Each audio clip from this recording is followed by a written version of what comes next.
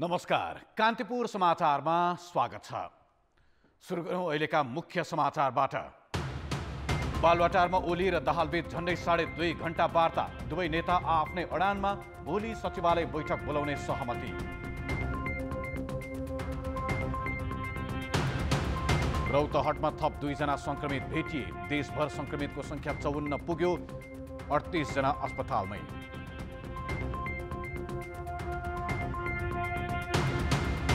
सरकारी संयन्त्र बीच नै समन्वय नहुँदा महामारी रोक्ने अभियान फितलो। नमुना परीक्षण बढ्नै सकेन। लकडाउन कार्यान्वयनमा आफ्नै ताल। भारतबाट नेपाल भित्रिने भन्दा बाहिरिने विप्रेषण दोब्बर। युवालाई स्वदेशमै रोजगारी दिन सके 3 अर्ब रुपियाँ जोगिने। र चीनको र्यापिड टेस्ट किट भरपर्दो नभएको भारतको ठहर। 5 लाख किट किन्ने निर्णय रद्द।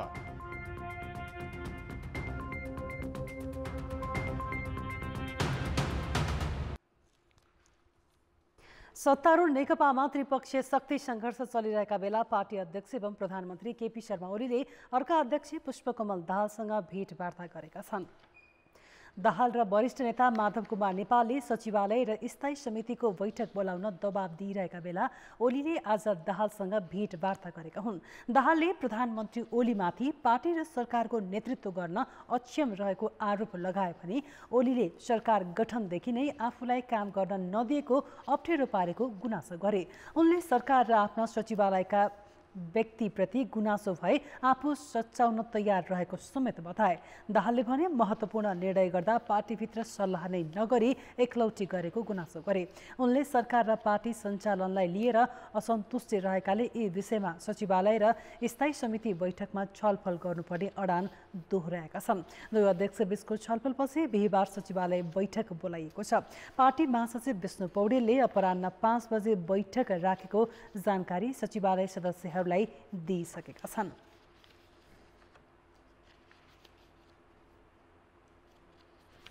सत्तारूढ नेकपामा स्थायी समिति बैठक बोलाउन असन्तुष्ट समूहको दबाव रहेको छ। तर अध्यक्ष एवं प्रधानमन्त्री केपी ओली भने तत्काल बैठक बोलाउने पक्षमा देखिँदैनन्। पार्टीको विधानमा कुल सदस्य संख्याको 1/4ले लिखित रूपमा माग गरेमा 15 दिनभित्र बैठक आह्वान गर्नुपर्ने व्यवस्थाको पनि दुवै पक्षले आफ्नै तरिकाले व्याख्या गरिरहेका छन्। सत्ताधारी दल नेकपा भित्र अहिले शीर्ष तहका नेताबीच शक्ति सङ्घर्ष चलिरहेको छ। पार्टी अध्यक्ष समेत रहेका प्रधानमन्त्री केपी शर्मा ओलीले ल्याएका विवादित अध्यादेश फिर्ता लिइसक्दा पनि उनले पार्टीभित्र आलोचना र चुनौती सामना गरिरहनु परेको छ। यही कारण अहिले नेकपामा सचिवालय र स्थायी कमिटी बैठकका लागि दबाव बढिरहेको छ। 9 सदस्यीय सचिवालय र 45 सदस्यीय स्थायी समितिका बहुमत सदस्य ओलीको विपक्षमा छन्। 20 जना सदस्यले बैठक बोलाउन लिखित माग गरिसकेका छन्। नेकपाको अन्तरिम विधान 2075 को धारा 59 को उपधारा 4 मा समितिका 25% सदस्यले बैठकको माग गरेमा 15 दिनभित्र बैठक बोलाउनु पर्ने व्यवस्था छ। पार्टीको अन्तरिम विधानको धारा 18 मा 15 दिनभित्र बैठक बोलाउने जिम्मेवारी अध्यक्ष द्वय ओली र दाहालकै हो। विधानमा फेरि के पनि व्यवस्था छ भने दुई अध्यक्षको आपसी समझदारीमा बैठक बोलाउनु पर्छ। कुनै एक अध्यक्ष बिना बैठक सञ्चालन गर्न सकिने भए पनि दुवै अध्यक्षले हस्ताक्षर गरेपछि मात्र निर्णय लागू हुन्छ। विधान अनुसार हस्ताक्षर सहित लिखित माग गरिसकिएकाले तत्काल बैठक हुनुपर्ने र त्यसलाई कुनै पनि बहानामा टार्न नसक्ने नेपाल र दाहाल पक्षको भनाइ छ। अब छिट्टै नै यो बैठकहरू गर्नुपर्छ। त्यो बैठकमा छलफल गरौँ। यदि उहाँले गरेका कामको औचित्य छ, उहाँले पुष्टि गर्नुहुन्छ भने हामी त्यो पनि सुन्छौँ। हामी तथ्यको आधारमा सबै पत्ता लगाउन हामी तयार छौँ। तर पार्टीका संस्थागत कुराहरूलाई मतलब नराख्ने अनि जस्तो मन लाग्यो त्यस्ता कुराहरू गर्ने, नेपालको संविधान, पार्टीका सिद्धान्त, घोषणापत्र, नीतिसँग मेल नखाने या त्योसँग फरक पर्ने कुराहरू पनि पार्टीमा छलफल नगरिकन आफूलाई जुन बेला मन लाग्यो त्यो बेला घोषणा गर्ने कुरा यो मान्ने हुन सक्दैन। ओली खेमाले भने बैठकको माग गर्नुका पछाडिको नियतमा प्रश्न उठाएको छ। विधानको व्यवस्थाको गलत फाइदा उठाएर पार्टीलाई कमजोर पार्ने खेल सुरु भएको यस खेमाको बुझाइ छ। यो 20 जनाको या 40 जनाको या 50 जनाको चाहिँ यो हस्ताक्षर सङ्कलन या अरू चाहिँ कुनै माध्यमबाट जबरजस्ती चाहिँ तपाईँको त्यो मान्छेलाई चाहिँ अप्ठ्यारोमा पार्ने, ट्र्यापमा पार्ने र त्यसरी चाहिँ मान्छेलाई गुवा पार्न सकिन्छ भन्ने मानसिकता साथ उठिएको हो भनेदेखि यस्ता कुराहरूले चाहिँ को नतिजा तपाईँको सुखदायी नतिजा हुँदैन, दुःखदायी नतिजा आउँछ यसले। त्यस कारणले यस्तो चाहिँ कुराभन्दा बढी चाहिँ अनौपचारिक छलफल, सहमति, एउटाले अर्कोको भावना बुझ्ने, समस्या बुझ्ने र एकअर्कामा चाहिँ आफूले गरेका कमजोरको आत्मालोचना गर्ने, त्यसको पहिचान गर्ने, खुला दिलले चाहिँ आलोचना गर्ने काम गरियो भने त्यसका माध्यमबाट मात्रै अहिलेको समस्या समाधान हुन सक्छ। त्यसो त विधान अनुसार स्थायी समितिको नियमित बैठक प्रत्येक 3 महिनामा बस्नुपर्ने भए पनि गत पुस यता बसेको छैन। हुन त यसबीचमा कोरोना भाइरसको महामारी र लकडाउनले पनि यस्ता नियमित प्रकृतिका भेला र बैठक रोकिएका छन्। अब स्थायी समितिका सदस्यले बैठक माग गर्दा पनि नबोलाए वैकल्पिक बाटो रोज्ने असन्तुष्ट खेमाको चेतावनी छ, तर त्यसको विकल्प के भन्ने चाहिँ अहिलेसम्म प्रश्न पारिएको छैन। तर तनावको अन्त्य तत्काल नहुने भने निश्चित छ। कान्तिपुर समाचारका लागि बाबुराम तिमिल सिन्हा, काठमाडौँ। अनायास ल्याइएका राजनैतिक दल र संवैधानिक परिषद सम्बन्धी अध्यादेशले चर्किएको विवाद समाधानका लागि नेकपाका दोस्रो तहका नेताहरूले मध्यमार्गी प्रस्ताव सहित छलफललाई तीव्रता दिएका छन्। अहिले देखिएको विवादले पार्टी एकतामै असर पर्न सक्ने जोखिम बढेपछि उनीहरूले मध्यमार्गी प्रस्ताव सहित छलफललाई तीव्रता दिएका हुन्। ईश्वर पोखरेल, शंकर पोखरेल, प्रदीप गेवाली, टोप बहादुर रायमाझी, लेखराज भट्ट, दीनानाथ शर्मा, योगेश भट्टराई, घनश्याम भूषाल, सोमप्रसाद पाण्डे लगायत नेताहरूले पार्टीलाई फुटबाट जोगाई अहिलेको विवाद समाधानका लागि मध्यमार्गी प्रस्तावमा छलफल गरिरहेका हुन्। प्रस्ताव अन्तर्गत अध्यक्ष केपी शर्मा ओली पक्ष, प्रदेश 1 र बागमती प्रदेशको मुख्यमन्त्री वरिष्ठ नेता माधव कुमार नेपाल पक्षलाई दिन तयार भएको छ। यस्तै गण्डकी र प्रदेश 5 को पार्टी इन्चार्ज छोड्न पनि ओली पक्ष लचिलो देखिएको छ। अहिले गण्डकीमा त्यहाँका मुख्यमन्त्री पृथ्वी सुब्बा गुरुङ र प्रदेश 5 मा त्यहीँका मुख्यमन्त्री शंकर पोखरेल पार्टीको इन्चार्ज छन्। नेपाल पक्षले एक व्यक्ति एक पदको व्यवस्था गर्नुपर्ने माग गर्दै आएको छ। यो माग पार्टी अध्यक्ष एवं प्रधानमन्त्री ओली प्रति पनि लक्षित छ। तर अध्यक्ष र प्रधानमन्त्री मध्ये एक पद छाड्नुपर्ने प्रस्तावमा ओली पक्ष तयार भइसकेको छैन। ओली पक्ष मन्त्री परिषदमा अर्का अध्यक्ष पुष्पकमल दाहाल र नेपाल पक्षको उपस्थिति बढाएर मन्त्री परिषद हेरफेर गर्न तयार भएको छ। यस्तै सचिवालयमा संख्या बढाएर दाहाल र नेपाल पक्षका नेताको उपस्थिति बढाउन पनि ओली पक्ष लचिलो भएको स्रोतहरूले बताएका छन्। सहमति जुटाउने प्रयास भइरहेका बेला तिनै पक्षमा गणितीय जोड घटाउ समेत भइरहेको छ। दाहालले ओलीलाई दबाब दिन सांसदहरूको हस्ताक्षर सङ्कलन नै सुरु गरिसकेका छन् भने ओलीले संसदीय दलमा बहुमत जुटाउनका लागि सांसदहरूलाई बालबाटार बोलाएर सहयोग गर्न आग्रह गरिरहेका छन्। पार्टी फुटाउने सम्मको खेल भएको भन्दै ओलीले सांसदहरूलाई एकताको पक्षमा रहन सन्देश दिएका छन्। नेपाल पक्ष अहिलेसम्म ओली वा दाहाल पक्ष कतातिर लाग्ने भन्ने दोधारमा छ। रौतहटमा आज थप 2 जनामा कोरोना भाइरसको संक्रमण पुष्टि भएपछि नेपालमा संक्रमितको संख्या 54 पुगेको छ। तीमध्ये 16 जना घर फर्किसकेका छन् भने 38 जना अस्पतालमा छन्।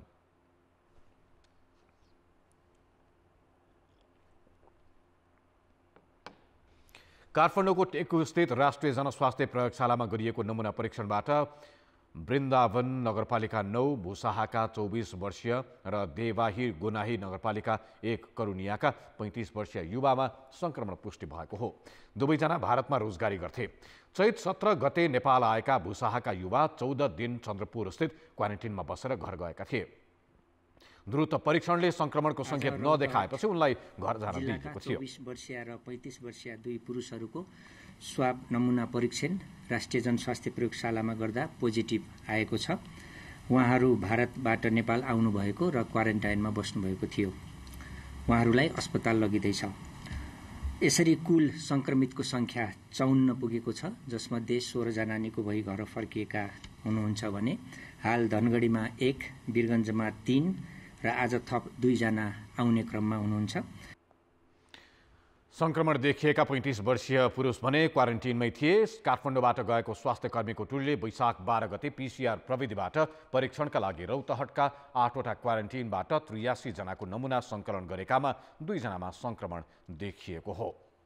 संक्रमण देखिएपछि भुसाहा र करुनिया क्षेत्रलाई सिल गरिएको छ। रौतहटमा वैशाख 1 गते इस्नाथ नगरपालिका मोतीपुरका 19 वर्षीय किशोरमा संक्रमण देखिएकामा उनी ठिक भएर घर फर्किसकेका छन्।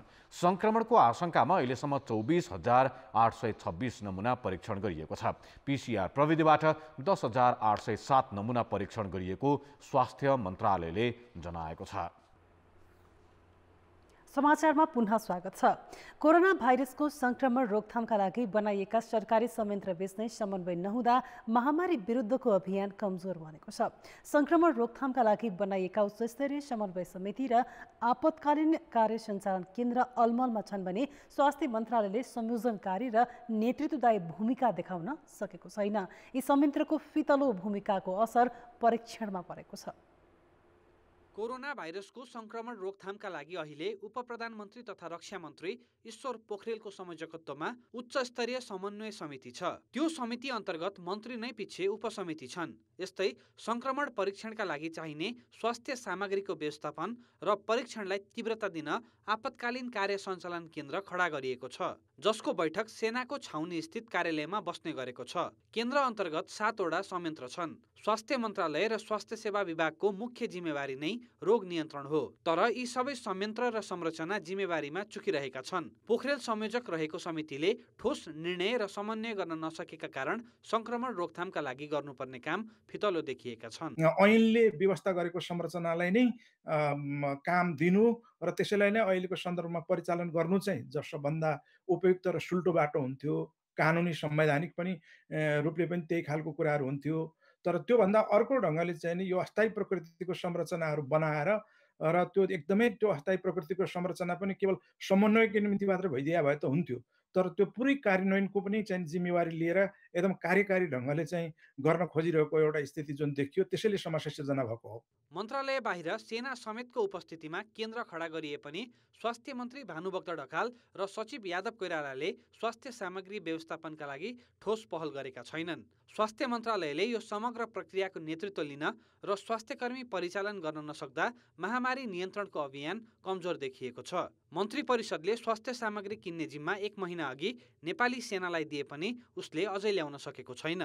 पीसीआर प्रविधिबाट परीक्षण गर्ने प्रयोगशाला बढाइए पनि नमुना परीक्षण दैनिक औसत 300 कै हाराहारीमा सीमित छ। नमुना सङ्कलन र परीक्षण निकै सुस्त छ। परीक्षण बढाउने निर्णय कसले गर्ने? निर्णय कार्यान्वयनका लागि कसले ताकेता गर्ने? संक्रमण रोकथाम सम्बन्धी काममा समन्वय अभाव एकपछि अर्को गरी खड्किएको छ। अब औषधि उपकरणहरूको आपूर्ति स्वास्थ्य मन्त्रालयबाट चाहिएको सङ्ख्यामा भइराखेको छ। तिनै सामग्रीहरूको तत्काल पुर्याउनु पर्ने अवस्था र कहीँ सर्टेज भयो भने त्यसको व्यवस्थापन गर्नलाई हवाई मार्ग पनि प्रयोग गरिएको छ। नेपाली सेनाको स्काई ट्रकको प्रयोग गरेर हेलिकप्टर प्रयोग गरेर पनि भएको छ र सर्भिसबाट मोटरबाट लान सकिने ठाउँहरूमा मोटरबाट लगिराखिएको छ।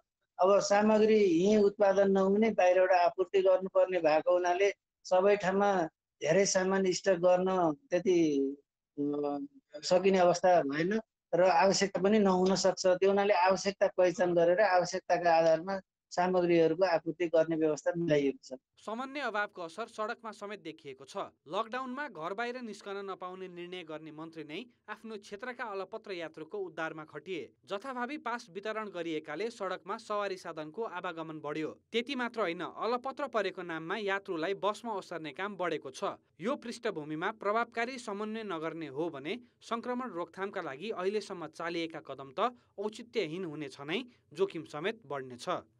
कान्तिपुर समाचारका लागि कृपाल गौतम, काठमाडौँ। 1 नम्बर प्रदेशमा कोरोना भाइरसबाट 31 जना संक्रमित छन्। भाइरस समुदायमा फैलिसकेकाले द्रुत गतिमा धेरैको स्वाब परीक्षण गर्नुपर्ने आवश्यकता छ। तर 1 नम्बर प्रदेशमा भिटिएम लगायतका स्वास्थ्य सामग्रीको अभावमा परीक्षण अवरुद्ध भएको छ। भोजपुरको हतुवागढी गाउँपालिकाका लाङ्खा टोलका एक युवकमा 5 दिन अघि बिहिबार कोरोना भाइरसको संक्रमण पुष्टि भयो। संक्रमित युवकको सम्पर्कमा आएकाको पहिचान गरी शुक्रबार 14 जनाको स्वाब सङ्कलन गरे। यता 1 जनाको पनि नमुना सङ्कलन गरिएको छैन। सबैभन्दा बढी संक्रमित भएको उदयपुर जिल्लामा अहिलेसम्म 658 जनाको मात्रै स्वाब परीक्षण गरिएको छ, जबकि उदयपुरमा 3000 जनाको स्वाब सङ्कलन र परीक्षण गर्ने भनिएको गरिएको थियो। अहिले भिटिएम अभावमा नमुना सङ्कलन कार्य अवरुद्ध बनेको छ। समस्या भिटिएमको हो सर, भिटिएम पनि भएन, त्यसपछि त्यो जाँच्ने केमिकल हुनु पर्यो ल्याबमा। अहिले चाहिँ यो समस्या भएर चाहिँ अब त्यही माथिबाटै यसको तयारीको अवस्थामा जुट्नु भएको छ। उहाँहरूले पठाएपछि हामी उहाँहरूले लग्गर भनेपछि हामी सुरु गरिहाल्छौँ। उदयपुर मात्र होइन, 1 नम्बर प्रदेशका 14वटै जिल्लामा आवश्यकता अनुसार भिटिएम सरकारले उपलब्ध गराउन नै सकेको छैन। जति डिमान्ड छ सबै ठाउँमा दिनुपर्ने त्यो पुरा भएको छैन। यो कुरा सर्वविदित छ। यसलाई कसैले जति पनि छ भन्न अवस्था होइन, अभाव छ, त्यसमा दुई मत छैन। स्वाब सङ्कलन गर्ने भिटिएम मात्र होइन, ल्याबमा स्वाब परीक्षणका लागि आवश्यक रिएजेन्ट र पिसिआर प्रोसेसिङ किट लगायतका स्वास्थ्य सामग्रीको समेत अभावका कारण 1 नम्बर प्रदेशका दुवै पिसिआर प्रयोगशाला क्षमता अनुसार सञ्चालन हुन सकेका छैनन्। एउटा त अब हामीसँग म्यान पावर पनि त्यति प्रशस्त छैन यसको लागि होइन। अर्को चाहिँ अब अझै हामीले मेसिनलाई युज गर्न सकेको भए अझै धेरै रिपोर्ट दिन सकिन्थ्यो। जस्तै अहिले एकचोटिमा 32वटा 34वटा गरिरहेको भने त्यतिखेर एकचोटिमै 72वटा हुन्थ्यो होइन। कुनै कुनै चिज छैन, कुनै छ, अब एउटा चिज नहुँदा पनि त्यो गर्न सकिँदैन मसिनमा चाहिँ। तर स्वास्थ्य क्षेत्र हेर्ने जिम्मेवारी पाएका सामाजिक विकास मन्त्री जीवन घिमिरेले भने स्वास्थ्य सामग्रीको अभाव नरहेको दाबी गरेका छन्। ट्र्याकिङ टिमले पहिचान गर्छ, लिस्टिङ गर्छ, त्यो लिस्टमा परेका मान्छेहरूलाई हामी त्यो टेस्ट गर्छौँ, त्यसमा कुनै कमी रहने छैन। तर सरकारका प्रवक्ता हिक्मत कुमार कार्कीले भने सङ्घीय सरकारले पठाएका स्वास्थ्य सामग्रीले नपुगे प्रदेश सरकार आफैले किन्न सक्ने बताए। सामग्री अभाव भएको र आज हामीलाई केन्द्रबाट अत्याधिक केही सङ्ख्यामा भिटिएम र स्वास्थ्य इक्विपमेन्टहरू राति आइपुग्छ। आज त्यो आइसकेपछि हामीले अहिले सामाजिक मन्त्री त मसँगै छौँ, मुख्यमन्त्री पनि सँगै हुनुहुन्छ। हामी सल्लाह गर्दैछौँ, हामीलाई पर्याप्त मात्रामा आएन र किन्नु पर्यो भने हामी किन्ने निर्णय गरेर जाने कि भन्ने पनि सोच्दैछौँ। चीनको वुहानबाट आएका विद्यार्थीमा माघ 10 गते नै कोरोना भाइरस पुष्टि भएको थियो। भाइरसले विश्व आक्रान्त बनाएको बेलामा तिनै तहका सरकारले सङ्क्रमण फैलिन नदिन अहोरात्र खटिएको बताउँदै आएका छन्। तर भाइरस समुदायमा विस्तार भइसक्दा पनि सरकारले भिटिएम र किट समेत आपूर्ति गर्न सकेको छैन। यसले 3 तहकै सरकारको तयारी कस्तो छ भनेर प्रश्न पार्दैन र? कान्तिपुर समाचारको लागि क्यामेरामा सम्मु पोखरेलका साथ सहकर्मीहरू परशुराम थापा, गणेशमान मुखिया, अर्जुन बस्नेत, अर्जुन सुवेदी, सुशीला पाठक र महाप्रसाद खतिवडा, विराटनगर, मोरङ। भरतपुर महानगरले विद्यालयको नतिजा प्रकाशन गर्न र ब्याङ्क तथा वित्तीय संस्था खोल्न निर्देशन दियो, तर प्रहरीले त्यही काममा अवरोध गर्यो। राज्यको दोहोरो नीतिका कारण सर्वसाधारण र आवश्यक क्षेत्रका व्यक्ति नै अहिले चेपुवामा पर्न थालेका छन्। चितवनमा पत्रकार, ब्याङ्क तथा वित्तीय संस्थाका कर्मचारी र शिक्षक त्यस्तै समस्या भोग्न बाध्य भए। कोरोना भाइरस सङ्क्रमणको जोखिम बढ्दै जाँदा गरिएको लकडाउनको अवधि पनि थपिँदै गएपछि सरकारी संयन्त्रले नै आवश्यकीय क्षेत्र सञ्चालन गर्न भनेको छ। सोही निर्देशन अनुरूप चितवनका वित्तीय संस्थाले सेवा दिन थालेका छन्। त्यस्तै परीक्षा सकिएको लामो समयपछि भरतपुर महानगरले नै विद्यालयलाई नतिजा प्रकाशन गर्न निर्देशन दियो। त्यसका लागि पनि शिक्षक विद्यालयसम्म पुग्नै पर्ने भयो। शिक्षक पनि त्यसको तयारीमा जुटिरहेकै थिए। महानगरको एकातिर निर्देशन आउँछ काममा खटिनु, तर प्रहरी भन्छ घरमै बस्नु। सोमबार बिहान घाँटीमा परिचयपत्र झुन्ड्याएर काममै निस्किएका ती कर्मचारी सबैलाई प्रहरीले अवरोध गर्यो। उनीहरूलाई दुर्व्यवहार गरी धेरैको सवारी साधन कार्यालयसम्म पुर्यायो।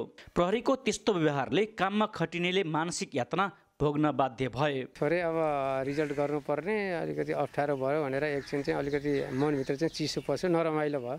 10 बजे भरतपुरको 24 कोटी रिपोर्टिङको सिलसिलामा त्यहाँ पुगेको थियो अनि प्रहरीले चाहिँ धेरै सर्वसाधारणलाई त्यहाँनिर नियन्त्रणमा लिइराखेको केही फोटोहरू खिच्न भ्यो भने बित्तिकै प्रहरीले 81 त्यहाँ आएर मैले परिचय पत्र देखाउँदै मिडिया चिनिँदैन भनेर मैले चढेको स्कुटर, त्यसपछि मैले प्रयोग गरेको सञ्चार साधन र मलाई यो तिनटै कुरालाई नियन्त्रणमा लिएर उनीहरूकै गाडीमा राखेर जिल्ला प्रहरी कार्यालय लग्यो। कार्यालय हिँडेका कर्मचारी दिनभर जसो जिल्ला प्रहरी कार्यालय अगाडि आफ्नो सवारी साधन कुर्दै दिन बिताउन बाध्य भए।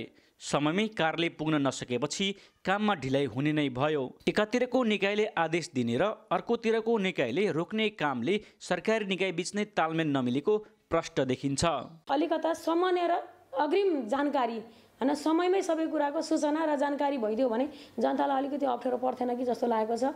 अब अलिको विषम परिस्थितिको कारणले गर्दाखेरि पनि यो खालको अलि अब सामान्य र चाहिँ असहज परिस्थितिको सामना गर्नु परिराखेको छ। फेरि पनि अलिकति अब समयमै भइदियो भने अझ राम्रो हुन्थ्यो, जनताले दुःख पाउने थिएन। तर चितवन प्रहरीको धारणा भने फरक छ। वित्तीय संस्था खोल्न पाउने तर हिँडेर मात्र कार्यालयसम्म जानुपर्ने प्रहरीको तर्क छ। सेवाग्राही समेत हिँडेर बैंकसम्म पुग्नुपर्ने, अनावश्यक भिडभाड गर्न नमिल्ने अडान प्रहरीको छ। धेरैजना हुन्छ, मलाई उहाँहरूको धेरैजना फोन आएको छ, मैले तपाईहरु आज आइहाल्नु हो, आज तपाईहरु सबैजना गाडी लिएर जानुहोस्, तर भोलिबाट कृपया एउटा गाडी अथवा चाहिँ एउटा मोटरसाइकलमा 2 जना आउनुहुन्छ, 2 जना आउनुहोस्, त्योभन्दा बढी आउनुहुन्छ तपाईहरु गाडी खोज्नुहोस्, तर एउटा भन्दा बढी सवारी साधन लिएर नआइदिनुहोस् भनेर भनेको। सरकारी निकाय बीच नै तालमेल नदेखिनुले गम्भीर प्रश्न उब्जिएको छ। के सरकारी निकायको जुङ्गाको लडाईँमा सधैँ सर्वसाधारण मारमा पर्नुपर्ने हो त?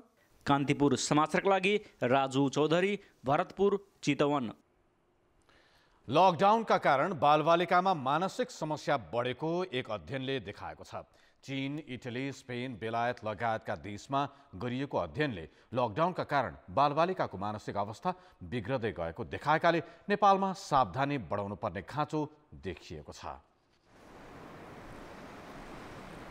धेरै देशका बालबालिका विद्यालय जान पाएका छैनन्। 186 देशमा 1,29,23,00,000 बालबालिका घरभित्रै छन्। साथीभाइसँग भेटघाट बन्द छ। सामान्य अवस्थामा जस्तो खेलकुद र अन्य क्रियाकलापमा सहभागी हुन पाएका छैनन्। घरभित्र एउटै क्रियाकलापमा सीमित हुँदा उनीहरूमा रिसाउने, चिडचिडाहट, नैराश्यता लगायत मानसिक समस्या देखिएको अध्ययन प्रतिवेदन अमेरिकी संस्था रोगहरू रोकथाम तथा नियन्त्रण केन्द्र CDCले सार्वजनिक गरेको छ। अध्ययन अनुसार चीनमा 23% बालबालिकामा मानसिक समस्या देखिएको छ। घर बाहिर निस्कन नपाउनु नै समस्याको मुख्य कारण हो। कोभिड-19 को व्यापक असर भएको छ त्यो ठाउँमा, जस्तै अमेरिका, युरोपका धेरै कन्ट्रीहरू, स्पेन भयो, इटाली भयो, हैन, यी देशहरूमा एकदमै धेरै प्यानिक कन्डिसन उनीहरूले देखेको छ। प्यानिकमा गएको छ, मान्छे आफ्नै मान्छे मरेको छ, बिरामी भएको छ, न्युजमा आएको छ। त्यहाँ त अब एउटा अपार्टमेन्टभित्र धेरै बस्छ मान्छेहरू, हैन, र त्यो एकदमै क्लोज न्यारो इन्भाइरोमेन्टभित्र बसेको छ र त्यो सिचुएसन उनीहरूको लागि चाहिँ प्यानिक छ। चुप्प लाएर बस्ने भनेको त के हो भने त्यो बच्चाको लागि त सहज भएन, त्यो त अनयुजुअल भयो, त्यो त अस्वाभाविक भयो। अनि त्यसपछि त्यो बच्चाहरू चाहिँ नि लोनली फिल गर्न थाले है त। पेरेन्ट्सले पनि बुझेको, साथीहरूसित पनि खेल्न जान नपाएको, बाहिरको वातावरणबाट बिल्कुलै उनीहरू बन्देज लक नै भएको। CDCले विश्वमा 3 देखि 17 वर्ष उमेरका बालबालिकामा अध्ययन गरेको थियो। लकडाउनका कारण अहिले नेपालमा पनि विद्यालय खुलेका छैनन्। विद्यालय तह अध्ययन गर्नेको संख्या 60 लाख भन्दा बढी छ। तर हामी कहाँ बालबालिकामा परेको असरबारे अध्ययन भएको छैन।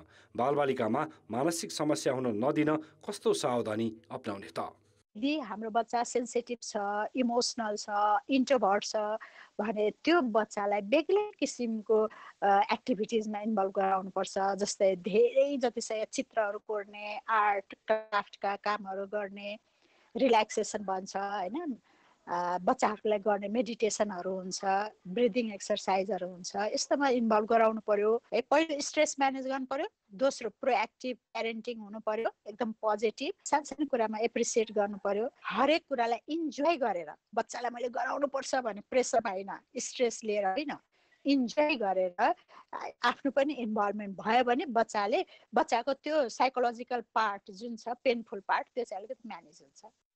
बालबालिका बढी चञ्चले र जिज्ञासु स्वभावका हुन्छन्। उनीहरूलाई मोबाइल र टिभीमा भुलाउने भन्दा पनि नयाँ कुरा सिकाउन तथा उनीहरूले मन पराउने खेलमा साथ दिनुपर्ने मनोपरामर्शविदको सुझाव छ। कान्तिपुर समाचारका लागि रोशन बहादुर सिंहको रिपोर्ट। प्रदेश 1 र 2 मा लगातार कोरोना भाइरस संक्रमितको संख्या थपिँदैछ। संक्रमण पुष्टि भएका केही व्यक्तिमा सामान्य लक्षण देखिए पनि कतिपयमा कुनै लक्षण देखिएका छैनन्। यसले जोखिमको स्तर कति छ भन्ने अन्यल सृजना भएको छ। यो लगायतका परीक्षण विधिको प्रभावकारिताबारे हामीले प्रदेश 1 को कोरोना रोकथाम कार्यदलका सदस्य समेत रहेका बीपी कोइराला, स्वास्थ्य विज्ञान प्रतिष्ठान इन्टरनल मेडिसिन विभागका प्रमुख डाक्टर सञ्जीव कुमार शर्मासँग कुराकानी गरेका छौँ।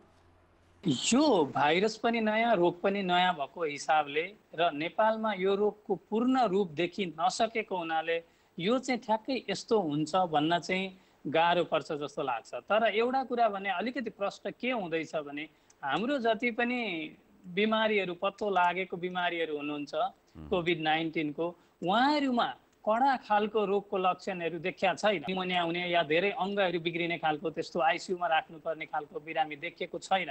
बरु उहाँहरूलाई त लक्षण पनि छैन। त्यसो हुनाले कडा खालको रोग चाहिँ अहिले देखिहालेको छैन। भोलिको दिनमा कस्तो हुन्छ भन्ने चाहिँ हेर्दै जानुपर्छ। अहिले जति पनि सङ्क्रमितहरू भेटिएका छन् तीमध्ये कति धेरै सङ्क्रमितमा चाहिँ लक्षण देखिएको छैन र 16-17 जना सङ्क्रमित उपचारपछि घर फर्किसकेको अवस्था छ। तपाईँ परीक्षणमा प्रत्यक्ष रूपमा सहभागी हुनुहुन्छ। यी सङ्क्रमितहरू जो भेटिएका छन् तीमध्ये अधिकांश कुन स्टेजका सङ्क्रमितहरू भेटिएका छन् अनि उपचार कुन स्टेजसम्म पुगिसकेपछि उपचार गरेर सम्भव हुन्छ कि ती व्यक्ति सङ्क्रमित स्वस्थ भएर घर फर्किन सकुन्? यो डाक्टरी भाषामा यो रोगको 3टा स्टेज छ। जस्तै पहिलो स्टेजलाई लक्षण बिनाको या साधारण लक्षणको भनिन्छ, जसमा चाहिँ 80% बिरामीहरू पर्नुहुन्छ। त्यहाँ पछाडि चाहिँ हामीलाई यो फोक्सो पल्मोनोलोजी न्युमोनिया फेज भनौँ न, फोक्सो सम्बन्धी न्युमोनियाको फेज भनिन्छ। त्यहाँबाट चाहिँ यसले अरू अङ्गसहित सिभियर रूपमा अति जोखिम रूपमा लिन्छ, जतिखेर चाहिँ हामीलाई त्यो कृत्रिम श्वास प्रश्वास दिनुपर्ने या अरू कृत्रिम तरिकाले शरीरलाई सपोर्ट गर्नुपर्ने हुनसक्छ। र नेपालमा देखेको अहिलेसम्मको बिरामीलाई कुनै पनि त्यस्तो न्युमोनिया पनि देखेको छैन, अरू किसिमको पनि जोखिया छैन। र धेरै जस्तो बिरामीहरू, सबै बिरामीहरू चाहिँ साधारण लक्षण या त लक्षणै नभएको अवस्थामा हुनुहुन्छ। जस्तो अहिले पछिल्लो समय जसरी परीक्षणहरू भइरहेका छन्, 2टा प्रविधिबाट परीक्षण भइरहेका छन्। एउटा चाहिँ अलि छिटो हुने आरडिटी र अर्को पिसिआर प्रविधि। आम सर्वसाधारण व्यक्तिले, दर्शकले पनि बुझ्ने गरेर बताइदिन सक्नुहुन्छ यो 2टा परीक्षणको खास भिन्नता के हो र कुन अवस्थामा आरडिटी गरिन्छ र कुन अवस्थामा पिसिआर गरिन्छ? यो एउटा कुरा प्रश्न पार्न के चाहन्छु भने रोगको पहिचान गर्न र उपचार गर्नलाई गर्नुपर्ने परीक्षण भनेको पिसिआर नै हो।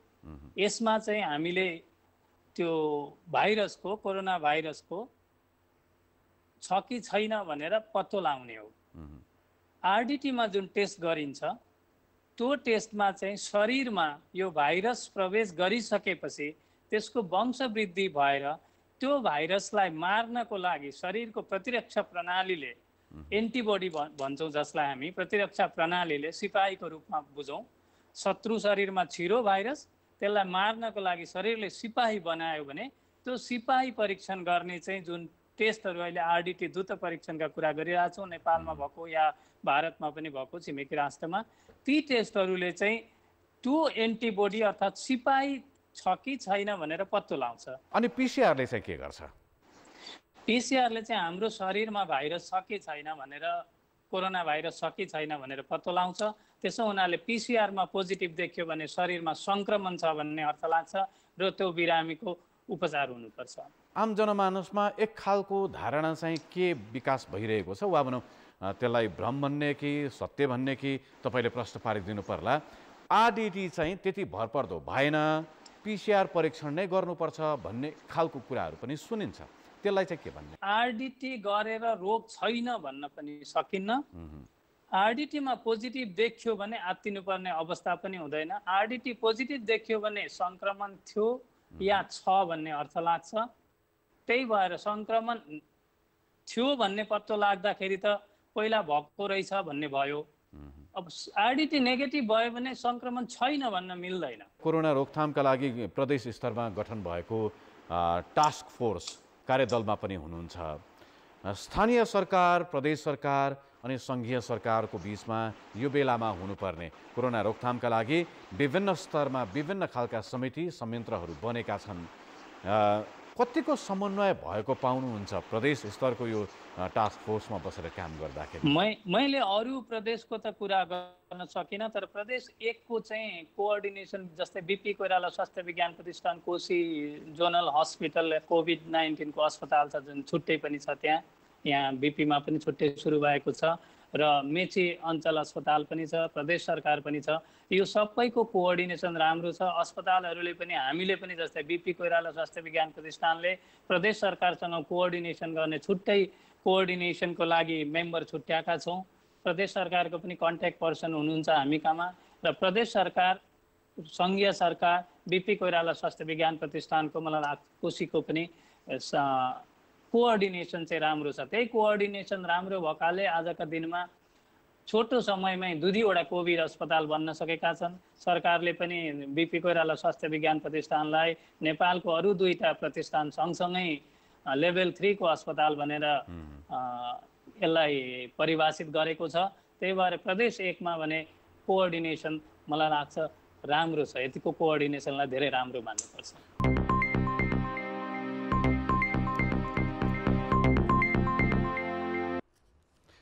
देशभित्र काम नपाएर रोजगारीका लागि भारत जाने क्रम वर्षेनी बढ्दो छ। तर भारतबाट भित्रिने विप्रेषण भन्दा नेपालमा काम गर्ने भारतीयले लाने रकममा ठूलो अन्तर छ। नेपालमा भारतबाट वार्षिक 1 खर्ब 28 अर्ब रुपियाँ विप्रेषण भित्रिने गरेकामा भारतीय कामदारले नेपालबाट 3 खर्ब रुपियाँ लाने गरेका छन्। यसले नेपालभित्रै रोजगारीको सम्भावना रहेको देखाएको छ। तर आफ्ना युवालाई देशभित्रै काम दिन सरकारले ठोस योजना बनाउन सकेको छैन। कामको खोजीमा नेपाली युवा भारत जाने गरेका छन्। खाडी मुलुक जानका लागि पैसा जुटाउन नसक्नेहरूले भारतलाई रोजगारीको गन्तव्य बनाउने गरेका छन्। वर्षनी 20 लाख युवा भारत जाने गरेको अनुमान छ।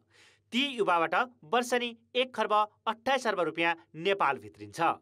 राष्ट्र बैङ्कका अनुसार भारतबाट 70% विप्रेषण औपचारिक माध्यमबाट आउँछ। बाँकी भने अनौपचारिक माध्यमबाट भित्रिने गरेको छ। 20 लाख युवाले भित्राउने विप्रेषण भन्दा नेपालमा काम गर्ने 6 लाख भारतीयले लाने रकमको हिस्सा ठूलो छ। नेपालबाट भारततर्फ विप्रेषण बापत 3 खर्ब 16 अर्ब जान्छ। यो आँकडाले नेपाली युवालाई देशभित्रै रोजगारी दिन सकिने देखाएको छ। तर यसतर्फ सरकारले ध्यान दिएको छैन। भारत र नेपालले प्राप्त गर्ने एक अर्काबाट प्राप्त गर्ने रेमिटेन्सको बीचको फरक झन्डै 2 अरब अमेरिकन डलर चाहिँ देखिन्छ र नेपालका चाहिँ धेरैभन्दा धेरै क्षेत्रमा भारतीयहरूले चाहिँ काम गरिराखेको अवस्था पनि छ। के कृषि, के सेवा क्षेत्र, के उद्योग क्षेत्र र उद्योगमा पनि अलिकति प्राविधिक क्षेत्रमा चाहिँ भारतीयहरूले नेपालमा काम गरिराखेको र मोटो तलब चाहिँ कमाइराखेको अवस्थाले पनि यो कुराको चाहिँ पुष्टि हुन्छ। कोरोना भाइरसका कारण सुदूरपश्चिमका नाकाबाट 2 सातामा 1,32,000 युवा भित्रिएका थिए। भारत गएकाहरू अन्य जिल्लामा पनि ठूलो संख्यामा भित्रिएका छन्। यस्तै भारतले लकडाउन हटाएपछि थप नेपाली युवा स्वदेश फर्किने आकलन छ। सरकारले अब युवाहरूलाई सिप सिकाई स्वदेशमै अड्डाउने कार्यक्रम ल्याउनु पर्ने विज्ञहरूको सुझाव छ। विदेशी अब श्रमिकहरूले गरेको कामलाई रिप्लेस गर्ने कुरामा चाहिँ केही मात्रामा अहिले केही कामहरू गर्न सकिन्छ, नगर्ने होइन। यो काम अहिले अघि पहिले नै गर्नु पर्थ्यो। खास गरी कस्ता मानिसहरूले यहाँ काम गर्नुहुन्छ, कुन प्रकृतिका काम गर्नुहुन्छ भन्ने हामीसँग आँकडा छैन। हामी अनुमानका भरमा मात्रै कुरा गरिरहेका छौँ। हामीसँग खास गरी अध्ययन अनुसन्धान गराउने राज्यले त्यति चासो लिएको पनि देखिँदैन। त्यस कारणले पनि त्यो आँकडा उपलब्ध नभएको हो। रह्यो कुरा यहाँ काम गर्न सकिन्छ कि सकिँदैन भने निसन्देह सकिन्छ। नेपालले वर्षनी 1 खर्ब रुपियाँ भन्दा बढीको कृषिजन्य वस्तु आयात गर्छ। आफ्ना युवा शक्तिलाई सिप दिएर परिचालन गर्न सके विप्रेषणका नाममा भारत गरेको रकम मात्र रोक्न सकिँदैन। कृषिजन्य वस्तुका लागि भारतमा भर पर्नुपर्ने बाध्यता समेत हट्नेछ। कान्तिपुर समाचारका लागि सुधिल पोखरेल, काठमाडौँ। समाचारमा पुनः स्वागत छ। कोरोना भाइरसको जोखिमका कारण गरिएको लकडाउनको असर निजी क्षेत्रका अस्पतालमा पनि परेको छ। सबैजसो अस्पतालमा बिरामी सेवाग्राहीको संख्या घटेको छ भने जतिखेर पनि सेवाका लागि तयार अवस्थामा बस्नुपर्ने हुँदा खर्चमा कमी आएको छैन। अस्पताल अत्यावश्यक सेवा दिने संस्था भएकाले लकडाउनमा पनि नियमित रूपमा खोल्नुपर्छ। उपचारका लागि बिरामी जुनसुकै बेला आउन सक्ने भएकाले चिकित्सक लगायत स्वास्थ्यकर्मी तयारी अवस्थामा राख्नुपर्छ। सामान्य अवस्थामा जस्तो व्यवसाय भने भइरहेको छैन। लकडाउनका कारण सामान्य सेवाग्राही अस्पताल पुग्न पाएका छैनन्। अहिले 80% सेवा प्रभावित भएको र सञ्चालनमै समस्या भएको अस्पतालहरूको भनाइ छ। कोभिडको मारले गर्दा जुन एउटा इलेक्टिभ सर्जरी ओपिडी सरकारले नै नचलाउनु भनेपछि हामी सबै मारमा परेर त्यो सुचारू रूपमा भइरहेको छैन र त्यो सञ्चालनमा आइरहेको छैन। इमर्जेन्सी सेवा चाहिने दिनको रोगहरू जस्तै डायबिटिज भयो, डायलिसिस भयो, यिनीहरू मात्रै सेवामा आउँदाखेरि अस्पतालको आम्दानी पनि झर्ने अवस्था आउँछ। भनेपछि अस्पताल त दुवैतर्फबाट मार्न पर्छ। उता खर्च बढिरहेछ, आम्दानी घटिरहेछ र साथसाथै कोभिड-19 काम गर्न जुन हामीले स्वास्थ्यकर्मीहरूलाई प्रोत्साहन गर्नलाई उहाँहरूको तलब सुविधालाई पनि हामीले धेरै कटौती गर्न मिल्दैन। यो कोभिडले निजी र सरकारी भनेर चिन्दैन। हामीले मिलेर काम गर्नुपर्छ। सरकारले गर्न सक्ने हेर्नुहोस् धेरै छ। भनेपछि पैसै मात्र दिने होइन, अनुदान मात्र दिने होइन, अरू कतिपय उपाय छ। त्यो उपाय दिएर अहिले यो अस्पताललाई निकाल्ने हो। स्वास्थ्य मन्त्रालयका अनुसार अहिले देशभर 350 को हाराहारीमा निजी अस्पताल सञ्चालनमा छन्। सामान्यतः 15 शैय्याको अस्पताल सञ्चालन गर्न 10 देखि 15 करोड रुपियाँ लागत पर्छ। सबै निजी अस्पतालको जोड्ने हो भने झन्डै 1.5 खर्ब रुपियाँभन्दा बढी लगानी रहेको र 75,000 जनाले रोजगारी पाएको उनीहरूको दाबी छ। अब अहिलेको पहिलाको नर्मल समयमा भन्दा अहिले चाहिँ जम्मा 20% मात्रै रेभिन्यू छ। बिरामी त अझ त्योभन्दा कम छन्। अरू इन्भेस्टिगेसनहरू दायाँमा डायग्नोस्टिकमा चाहिँ 20% को हाराहारीमा पुग्छ भनेको हो। अरू सङ्घ संस्थाहरू चाहिँ अहिले जे भए पनि केही उनीहरूसँग इन्कम छैन, चुप्लाएर बसिरहनु भएको छ। खर्च त छैन नि। कमसेकम त हामी त खर्च पनि गरिरहेछौँ र तयारी अवस्थामा छन्। कुन बेला के हुन्छ भन्ने कुरा भयावह स्थिति भएको हुनाले हामी त एकदम तयारी अवस्थामा छौँ। त्यो भएर खर्च त एक्स्ट्रा भइ नै सकेको छ, यहाँ भइ नै रहेछ। त्यो कारणले हुनाले हामीलाई चाहिँ त्यो स्थितिमा हामीलाई हेल्थलाई त्यो स्थितिमा राख्नु पऱ्यो कि ऊर्जा त्यसपछि पर्यटनको हाराहारीमा हामीलाई त्यो राहत प्याकेजमा हामीलाई सरकारले हामीलाई त्यस क्याटेगोरीमा राख्नुहुन्छ। स्वास्थ्य क्षेत्रमा मात्र होइन, कोरोना भाइरसको प्रकोपसँगै आएको मन्दीले अरू व्यवसाय पनि प्रभावित भएका छन्। त्यसैले अब निजी क्षेत्रको मनोबल बढाउन र सङ्क्रमणको जोखिम कम हुने गरी व्यवसाय सञ्चालन गर्ने वातावरण बनाउनतर्फ पनि राज्यका तर्फबाट सोच्ने हो कि? कान्तिपुर समाचारका लागि क्यामेरामा रूपक कोइरालाका साथ नारायण किलम्बु, काठमाडौँ। अब जनमतको अन्तिम परिणाम। जनमतमा हिजो हाम्रो प्रश्न थियो, जनगुनासा सम्बोधन गर्ने सरकारी संयन्त्र किन निष्क्रिय भएका होलान्? ए सरकारको प्राथमिकतामा नपर्नु, बी कर्मचारी तन्त्रको बेवास्ता र सी जवाबदेही संस्कृतिको अभाव। जनमतको अन्तिम परिणाम यस्तो छ। ए सरकारको प्राथमिकतामा नपर्नुमा 20%, बी कर्मचारी तन्त्रको बेवास्तामा 36% र सी जवाबदेही संस्कृतिको अभावमा 44% मत प्राप्त भएको छ। अब आजको प्रश्न। जनमत महामारी रोकथामका लागि सरकारी संयन्त्र बीच नै समन्वय नहुनुलाई के भन्नुहुन्छ? ए नेतृत्वको अक्षमता, बी प्रणालीगत समस्या र सी अटेरी प्रवृत्ति। जनमतको अन्तिम परिणाम भोलि साँझ 8 बजेको कान्तिपुर समाचारमा प्रसारण गर्नेछौँ। कृपया 34001 मा SMS गरी आफ्नो मत व्यक्त गर्नुहोला। राहतको माग गर्दै मजदुर महिलाहरूले सिन्धुलीको कमलामाई नगरपालिकामा धरना दिएका छन्। लकडाउनका कारण दैनिक मजदुरी गर्न नपाएको भन्दै तत्काल राहत दिन माग गरिएको छ। मजदुरी गरेर जीविकोपार्जन गर्दै आएकाहरू काम गर्न नपाउँदा समस्यामा परेको बताएका छन्। अलिअलि चामल थियो, त्यही खोलेहरू बनाएर खाँदै थियौँ। अब अहिले केही नभएपछि त आउनु पर्यो नि त। अब रात सरकारले पठाएको रात हो, अलिकति सबैले पाउँदा हामीले पनि सहुलियत त पाइन्छ भनेर आएको। नभए त अब काम गरेर खाने गरेर खाने मान्छे हामी। अब खेती भयो त खेतीबाट खानु, खेती छैन। सिन्धुलीको सदरमुकामका सिलामे, धुरा बजार, फाट, मधुटार, रानीखोला, मिलनचोकका मजदुरहरू राहतका लागि नगरपालिकामा धरना दिन बसेका हुन्। पहिलो होइन दोस्रोको राहत बाँड्दाखेरि त्यस्ता छुटफुट भएका मान्छेहरू फेरि हामी समेट्छौँ। कमलामाई नगरपालिकाले 1730 जनालाई राहत वितरण गरेको जनाएको छ। कान्तिपुर समाचार अहिलेलाई सकियो। कान्तिपुर टेलिभिजन हेर्दै गर्नुहोला। नमस्ते।